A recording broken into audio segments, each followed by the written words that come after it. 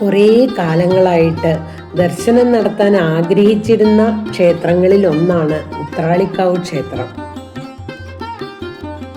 കൊച്ചിൻ ദേവസ്വം ബോർഡിന്റെ കീഴിലുള്ള ഈ ക്ഷേത്രം തൃശ്ശൂർ ജില്ലയിലെ വടക്കാഞ്ചേരിക്ക് അടുത്താണ് സ്ഥിതി ചെയ്യുന്നത്. ഇക്കഴിഞ്ഞ നവരാത്രി കാലത്ത് അഷ്ടമി ദിവസം ഞങ്ങൾ പഴയന്നൂരിൽ നിന്നും തൃശ്ശൂർക്ക് പോണ ബസ്സിൽ കയറി ദേവി ദർശനത്തിനായിട്ട് തന്നെ അങ്ങോട്ട് പുറപ്പെട്ടു. ഉത്രാളിക്കാവ് ബസ് സ്റ്റോപ്പിൽ തന്നെ ബസ് ഇറങ്ങി. കാലങ്ങളായിട്ട് എത്രയോ പ്രാവശ്യം ഈ ക്ഷേത്രത്തിൻ്റെ മുന്നിൽ കൂടി ബസ്സിലും കാറിലും ഒക്കെ ആയിട്ട് യാത്ര ചെയ്തിരിക്കുന്നു. തൊഴണം എന്നൊക്കെ വിചാരിക്കാൻ തുടങ്ങിയിട്ടും കാലം കുറേയായി. അങ്ങനെ ഞങ്ങളുടെ ആഗ്രഹം ഈ അഷ്ടമി ദിവസം യാഥാർത്ഥ്യമായിട്ടോ. ദൈവീകതയ്ക്ക് സമാനമായിട്ടുള്ള ഈ ഹരിത ഭംഗി തന്നെ നമുക്ക് മനസ്സിന് എന്തൊരു ഉന്മേഷവും കുളിർമയാണ് തരുന്നതെന്ന് പറഞ്ഞറിയിക്കാൻ പ്രയാസമാണ്. അപ്പോൾ പിന്നെ അങ്ങനെയുള്ള ഒരു പ്രദേശത്ത് കുടികൊള്ളുന്ന ആ മഹാകാളി, അതും ഈ അഷ്ടമി ദിവസം ഞങ്ങളെ മനസ്സറിഞ്ഞ് അനുഗ്രഹിച്ചു എന്ന് വേണം പറയാൻ.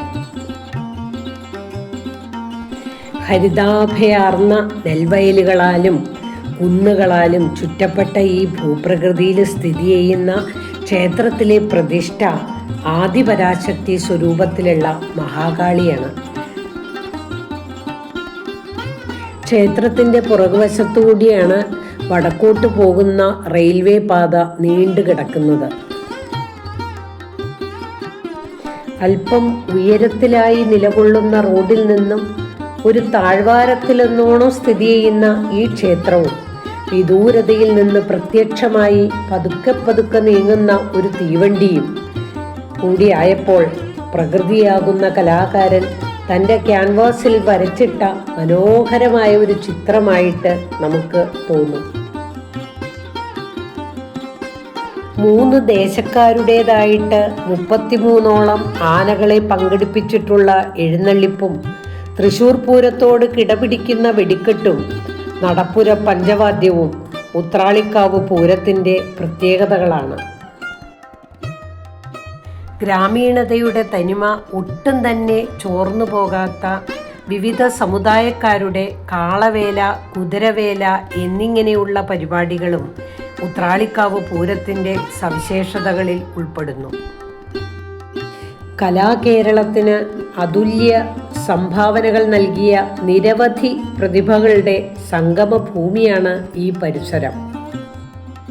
ചലച്ചിത്ര സംവിധായകരായ PN മേനോനിൽ നിന്ന് തുടങ്ങി ഭരതൻ, അഭിനയ പ്രതിഭയായ ഒടുവിൽ ഉണ്ണികൃഷ്ണൻ, കഥകളി സംഗീതജ്ഞനായ കലാമണ്ഡലം ഹൈദരാലി, നാടകരചയിതാവായ മുഹമ്മദ് മാനി, നാടക ചലച്ചിത്ര നടനായ അബൂബക്കറും അദ്ദേഹത്തിൻ്റെ മക്കളായ നിയാസും, ഈയിടെ വിട പറഞ്ഞ കലാഭവൻ നവാസും തുടങ്ങി അനവധി പ്രതിഭകൾ ഈ മണ്ണിൻ്റെ ഗന്ധമേറ്റ് വളർന്നവരാണ്.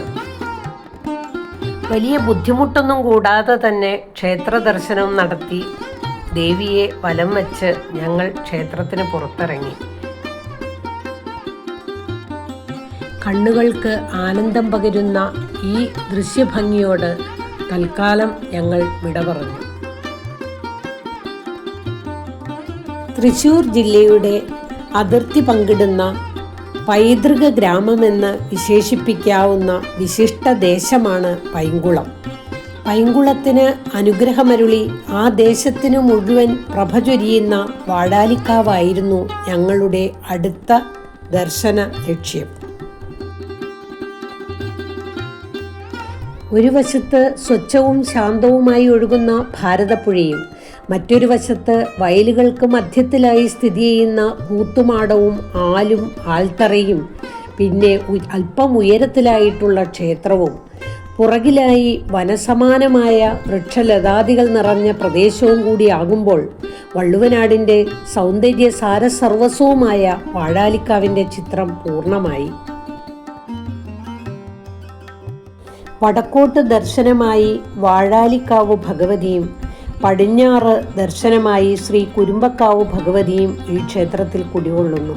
എന്നിരുന്നാലും ഭദ്രകാളി ഭാവത്തിലാണ് പ്രധാനമായും ഭഗവതിയെ ആരാധിക്കുന്നത്. ദേവീ പ്രീതിക്കായി മിക്കവാറും ദിവസങ്ങളിൽ ദാരികവധം പാട്ട് നടത്തിവരുന്നു.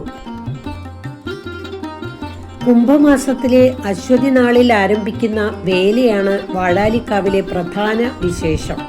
വേല തുടങ്ങുന്നതിന് 7 ദിവസം മുമ്പ് തന്നെ അതിനുള്ള വർണ്ണാഭമായ ഒരുക്കങ്ങൾ തുടങ്ങും. ദേവിക്ക് ഏറ്റവും പ്രിയങ്കരമായ തോൽപ്പാവക്കൂത്ത് അരങ്ങേറുന്നത് വയൽ നടുവിലുള്ള കൂത്തുമാടത്തിലാണ്. വാഴാലിക്കാവ് ഭഗവതിയുടെ ശ്രീകോവിലിന് അഭിമുഖമായിട്ടാണ് വയൽ മധ്യത്തിലെ കൂത്തുമാടം പണിതീർത്തിട്ടുള്ളത്. കമ്പരാമായണത്തെ അടിസ്ഥാനമാക്കി ചെന്തമിഴിലും മലയാളത്തിലുമായി സങ്കര ഭാഷയിൽ അവതരിപ്പിക്കുന്ന തോൽപ്പാവക്കൂത്ത് ഒരു വിശേഷ കലാരൂപം തന്നെയാണ്. ഞങ്ങൾ എത്തിയപ്പോൾ സായാഹ്ന പൂജകൾക്കായി ക്ഷേത്ര നട തുറക്കുന്നതേ ഉണ്ടായിരുന്നുള്ളൂ. അന്ന് സന്ധ്യ കഴിഞ്ഞ് നടക്കുന്ന പാട്ടിനുള്ള കളമെഴുത്തും അവിടെ തകൃതിയായി നടക്കുന്നുണ്ടായിരുന്നു. ദേവീ ദർശന സാഫല്യം നേടിയതിനു ശേഷം ഭാരതപ്പുഴയുടെ തീരത്തേക്ക് നടക്കാമെന്ന് കരുതി. പക്ഷേ വരമ്പുകൾക്ക് വീതി കൂട്ടുന്ന പണിയിലായതിനാൽ ചെളി നിറഞ്ഞ വഴിയിലൂടെ നടക്കാൻ ബുദ്ധിമുട്ടായി തോന്നി. വയൽ മധ്യത്തിലുള്ള ആൽത്തറയിൽ അല്പനേരം വിശ്രമിച്ചു. പടിഞ്ഞാറേ ചക്രവാളത്തിൽ സായന്തന സൂര്യനെ മറച്ചുകൊണ്ട് മഴമേഘങ്ങൾ പ്രത്യക്ഷപ്പെടുന്നത് നോക്കി നിന്നു. ഒരു മഴയ്ക്കുള്ള പുറപ്പാടുണ്ട്. തൽക്കാലം വാടാലിക്കാവിനോട് യാത്ര പറഞ്ഞു.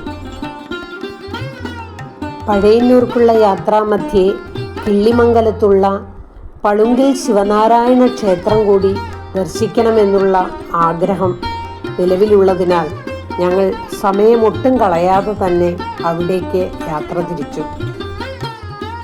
പളുങ്കിൽ ശിവനാരായണ ക്ഷേത്രം തൃശ്ശൂർ ജില്ലയിലെ കിള്ളിമംഗലത്ത് പാഞ്ഞാൾ ഗ്രാമത്തിലാണ് പളുങ്കിൽ ശിവനാരായണ ക്ഷേത്രം സ്ഥിതി ചെയ്യുന്നത്.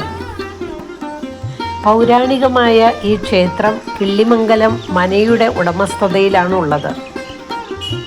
മുൻകാലങ്ങളിൽ എന്ന പോലെ ഇക്കൊല്ലവും നവരാത്രി വളരെ ഭംഗിയായി ഇവിടെ ആഘോഷിക്കുന്നു. ക്ഷേത്രത്തിനുള്ളിൽ 3 ശ്രീകോവിലുകളിലായി 3 ശിവലിംഗങ്ങളാണ് ആരാധനാമൂർത്തികൾ. ഈ ക്ഷേത്രത്തിൻ്റെ പ്രധാന ശ്രീകോവിലിൽ പളുങ്കിലപ്പൻ എന്നറിയപ്പെടുന്ന വെളുത്ത പളുങ്കിൻ്റെ, അതായത് സ്ഫടികത്തിൻ്റെ ആകൃതിയിലുള്ള ശിവലിംഗമാണ് പ്രതിഷ്ഠ. കിഴക്കോട്ട് ദർശനമായിരിക്കുന്ന പളുങ്കിലപ്പൻ്റെ വലത് വശത്തായി പ്രത്യേക ശ്രീകോവിലിൽ മഹാവിഷ്ണുവിനെ ആരാധിക്കുന്നു. പടിഞ്ഞാറ് ദർശനമായിരിക്കുന്ന ഈ മഹാവിഷ്ണുവിനെ നരസിംഹ സങ്കല്പത്തിലാണ് ആരാധിക്കുന്നത്. ഗണപതി, അയ്യപ്പൻ, ഭദ്രകാളി എന്നീ ദേവതകളും ഈ ക്ഷേത്രത്തിൽ ഉപദേവതമാരായി ആരാധിക്കപ്പെടുന്നു. തികച്ചും ഗ്രാമീണാന്തരീക്ഷത്തിൽ നിലകൊള്ളുന്ന ഉത്രാളിക്കാവും വാഴാലിക്കാവും പളുങ്കിൽ ശിവനാരായണ ക്ഷേത്ര ദർശനവും കൂടിയായപ്പോൾ ഞങ്ങളുടെ ഈ നവരാത്രിയിലെ അഷ്ടമി ദിനം ധന്യമായി. പിറ്റേന്ന് മിക്ക വർഷങ്ങളിലും ദർശനം നടത്താറുള്ള പുതുക്കോട് അന്നപൂർണേശ്വരി ക്ഷേത്രത്തിലേക്കാണ് ഞങ്ങൾ പോയത്. പാലക്കാട് ജില്ലയിലെ മനോഹരമായ ഒരു ചെറിയ ഗ്രാമമാണ് പുതുക്കോട്. 4 തെരുവുകൾക്ക് നടുവിലായി സ്ഥിതി ചെയ്യുന്ന പുതുക്കോട് അഗ്രഹാരത്തിലുള്ള അന്നപൂർണേശ്വരി ക്ഷേത്രം പരശുരാമൻ പ്രതിഷ്ഠിച്ചതെന്ന് കരുതുന്ന 108 ദുർഗാക്ഷേത്രങ്ങളിൽ ഒന്ന്. ചതുർബാഹുവായ ദേവീ വിഗ്രഹത്തിന് ഏകദേശം 4 അടിയോളം ഉയരമുണ്ട്.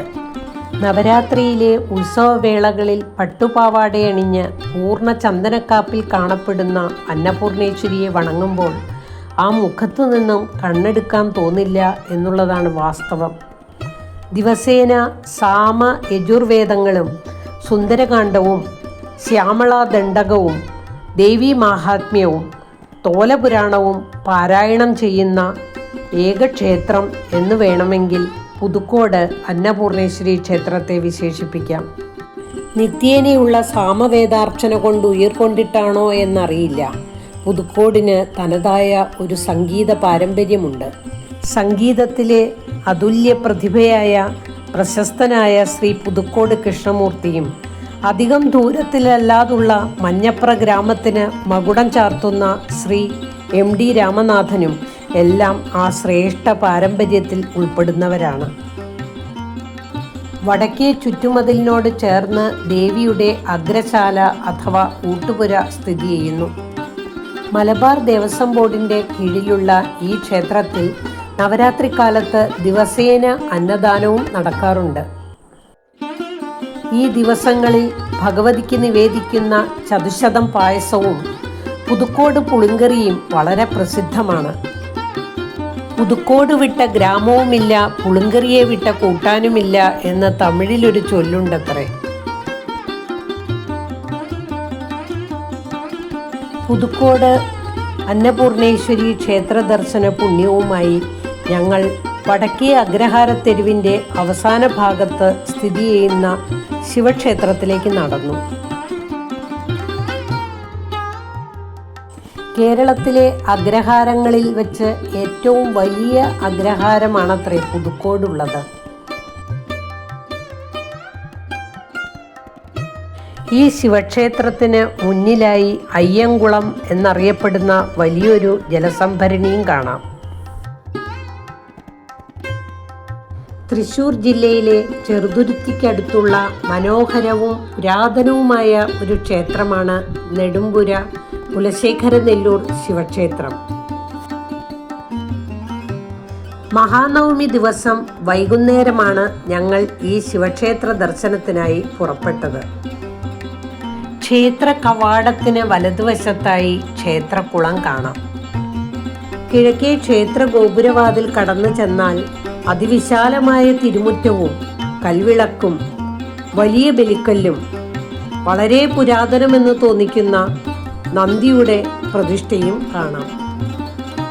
വളരെ വിശാലമായ തിരുമുറ്റത്തെ പ്രദക്ഷിണ വഴി വലം വെച്ച് വരുമ്പോൾ വടക്കു പടിഞ്ഞാറായി ശ്രീകൃഷ്ണന് സമർപ്പിച്ചിട്ടുള്ള ഒരു ചെറിയ ക്ഷേത്രവും വടക്കുവശത്തായി വിശാലമായ ഊട്ടുപുരയും നിലവറയും കാണാം. വെട്ടുകല്ലുകളാൽ പടുത്തുയർത്തിയിട്ടുള്ള നാലമ്പലവും അതിവിശാലമാണ്. നാലമ്പലത്തിനുള്ളിൽ സോപാനവും ചതുരാകൃതിയിലുള്ള നമസ്കാര മണ്ഡപവും കാണാം. അടിത്തറയും തൂണുകളും കരിങ്കല്ലിൽ തീർത്തിട്ടുള്ള ഈ നമസ്കാര മണ്ഡപം നാലു വശവും തടികൊണ്ടുള്ള അഴികളാൽ മറച്ചിട്ടുണ്ട്. ഗജപൃഷ്ഠാകൃതിയിൽ ഇരുനിലകളിലും ചെമ്പുമേഞ്ഞ് പണിതീർത്തിരിക്കുന്ന ഈ ക്ഷേത്ര ശ്രീകോവിൽ കാലത്തെ അതിജീവിച്ച് അതിമനോഹരമായി തന്നെ ഇവിടെ നിലകൊള്ളുന്നു.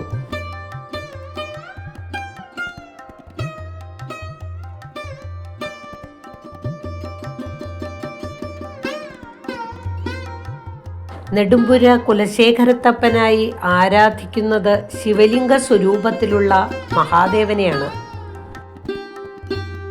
കിഴക്കോട്ട് ദർശനമായിട്ടുള്ള ഈ ശിവലിംഗത്തിന് 2 അടിയോളം ഉയരമുണ്ട്.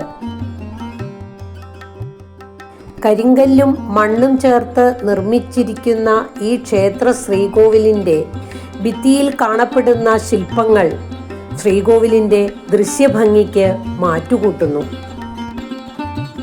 നെടുമ്പുര കുലശേഖരനെല്ലൂർ ക്ഷേത്രത്തിലെ ശ്രീകോവിൽ കേരളത്തിലെ തന്നെ വലിപ്പമേറിയ ശ്രീകോവിലുകളിൽ ഒന്നാണത്രേ. സാധാരണ ക്ഷേത്രങ്ങളിൽ കാണപ്പെടുന്ന ബലിക്കൽ പുര എന്നുള്ള ഒരു നിർമ്മിതി ഈ ക്ഷേത്രത്തിൽ കാണാൻ സാധിച്ചില്ല. ഇവിടെ വലിയ ബലിക്കല്ല് നാലമ്പലത്തിന് പുറത്തായിട്ടാണ് സ്ഥിതി ചെയ്യുന്നത്. സാധാരണ ക്ഷേത്രങ്ങളിൽ നിന്നും വ്യത്യസ്തവും സമ്പന്നവുമായ വാസ്തുനിർമ്മിതികളാൽ നെടുമ്പുര കുലശേഖരനെല്ലൂർ ശിവക്ഷേത്രം വേറിട്ട് നിൽക്കുന്നു. ക്ഷേത്രത്തിൻ്റെ ഭരണ ചുമതല നിർവഹിക്കുന്നത് മേക്കാടുമന, കരിപ്പാൽമന, വയലശ്ശേരിമന, കപ്ലിങ്ങാട്ടുമന, കാട്ടിലമന, മാത്തൂർമന എന്നിങ്ങനെ 6 മനകൾ ചേർന്ന ഊരായ്മ ദേവസ്വമാണ്. നെടുമ്പുര കുലശേഖരത്തപ്പൻ്റെ അനുഗ്രഹാശിസ്സുകൾ എന്ന പോലെ പ്രകൃതിയിൽ മഴയുടെ ആരവവും കൂട്ടിനെത്തി. അങ്ങനെ ഞങ്ങളുടെ ഈ നവരാത്രിക്കാലവും ധന്യമായി.